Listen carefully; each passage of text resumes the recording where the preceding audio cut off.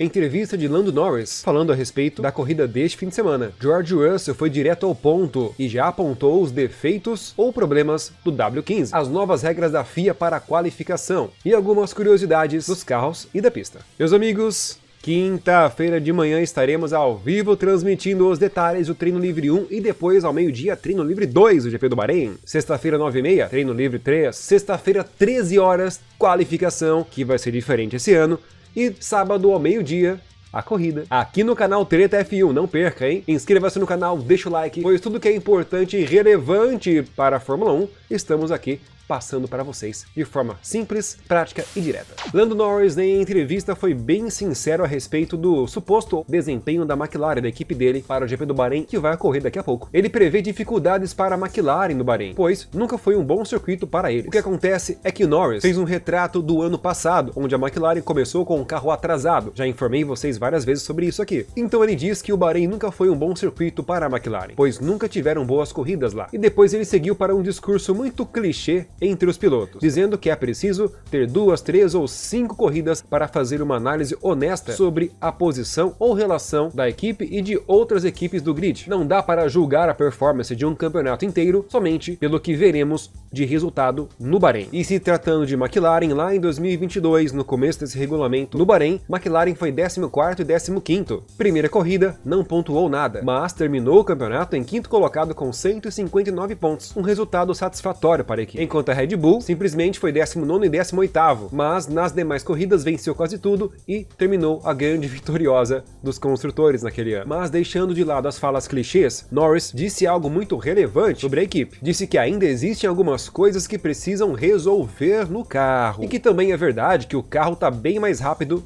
do que em relação ao ano passado. Pelo menos é isso que os dados coletados demonstram. Mas algumas coisas não evoluíram ou surtiram efeito conforme a equipe esperava. E ele destaca que alguns desses problemas são potencializados por causa do formato do circuito do Bahrein. Mas ele tem certeza e está muito confiante de que o carro deste ano vai ser um dos melhores em outros circuitos. Ele finaliza dizendo que o Bahrein definitivamente não é bom para o carro da McLaren. Então, por esta razão, McLaren não espera um bom resultado para o GP do Bahrein. Mas ao longo da temporada, com certeza, ele vai reverter este começo ruim, segundo o diagnóstico do Norris, piloto principal da McLaren. Será mesmo que a McLaren vai começar ruim? Comenta aí sua opinião, pessoal.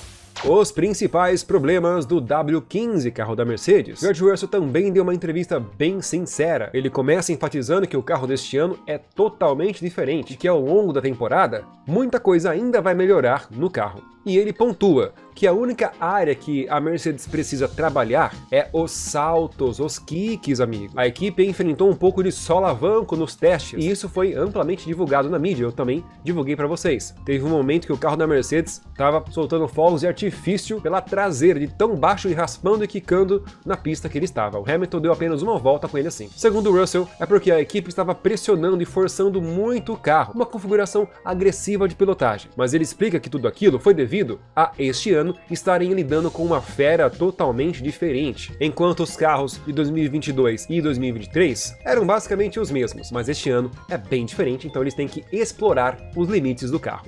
E ele também cita a pista do Bahrein, dizendo que o limite técnico para máxima performance no Bahrein é muito tênue. Dependendo da configuração do carro, ele pode sair de um carro tranquilo, suave, para um comportamento muito agressivo, ultrapassando os limites. E ele finaliza muito otimista, dizendo que está confiante que o desenvolvimento do carro este ano vai ser muito maior do que dos carros anteriores, porque a plataforma é muito melhor. O carro é agradável de pilotar, gostoso, mas ainda estão com falta de downforce. Eu acho que ele elogiou muito o carro para depois falar que o carro tá sem downforce, hein? Ah, pegadinha isso aí, hein? E falando em carros sem downforce, aqui nós temos exemplo das 4 asas das talvez principais equipes do grid. A base é a Red Bull. Comparando a Red Bull com a Mercedes, veja a diferença da asa da Red Bull. Aqui na Mercedes, a asa da Red Bull está tracejada, enquanto a Mercedes está pintada.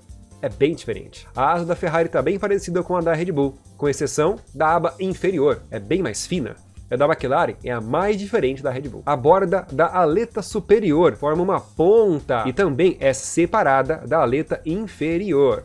A Mercedes segue mais ou menos a mesma linha. A aleta superior também é separada, formando uma ponta, mas ao que parece está mais inclinada, menos downforce. A McLaren é o carro cuja aleta superior é a maior. Perceba esta ondulação que ela faz aqui.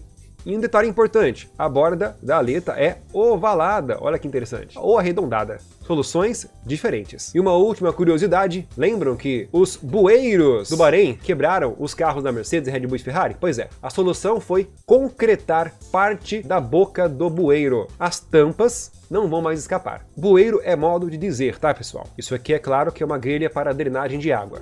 Então o pessoal simplesmente concretou parte da boca desta grelha e depois pintou por cima. Assim, teoricamente, a grelha não escapa mais. E a FIA ataca novamente, pessoal, dessa vez em mais uma tentativa evitar problemas nas classificações, eventuais acidentes que possam acontecer, mas principalmente para evitar que pilotos fiquem desnecessariamente lentos demais, pelas palavras da FIA, durante a classificação, claro, quando não estiverem em volta rápida. Então a FIA ela mexeu no delta, ou seja, delta de velocidade. O piloto vai ter um mínimo de velocidade que ele poderá ficar em cada setor da pista. Se ele ficar abaixo desse mínimo, ele vai ser penalizado. E outra coisa, a FIA também especificou em quais curvas os pilotos lentos terão que dar obrigatoriamente passagem para os pilotos mais rápidos que vierem atrás. Explicando mais rapidamente, a pista tem 3 setores. O vermelho é o primeiro, que conta com 2 zonas de DRS nas suas 2 retas. O azul, que é o miolo da pista, é o segundo mais lento, e o terceiro é o amarelo. Em determinados setores, os pilotos não vão poder ficar muito lento não. Eles têm que,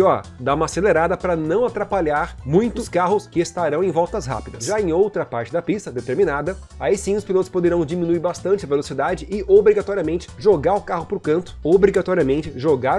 canto da pista, para que os pilotos em alta velocidade possam passar sem grandes prejuízos. É muita regra, muita determinação, muita obrigação. Agora a FIA vai controlar até mesmo em quais setores os pilotos que não estiverem em volta rápida deverão acelerar ou reduzir para abrir passagem para os pilotos mais rápidos. Ainda bem que os pilotos têm spotter, hein? Porque senão isso nunca ia dar certo. Mas veremos se vai funcionar de fato neste fim de semana.